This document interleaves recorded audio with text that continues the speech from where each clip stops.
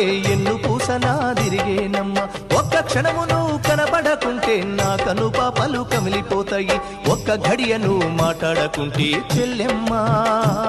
నే దిక్కులేని పక్షినైతానమ్మా చెల్లెమ్మా బువ్వ దినకను అలిగినవంటే చెల్లెమ్మా నా భుజం ఇరిగినంత పనైతదమ్మా చెల్లెమ్మా మల్లె తీగకు పందిరి ఓలే మస్క సీకటిలో వెన్నెల ఓలే చెల్లెమ్మా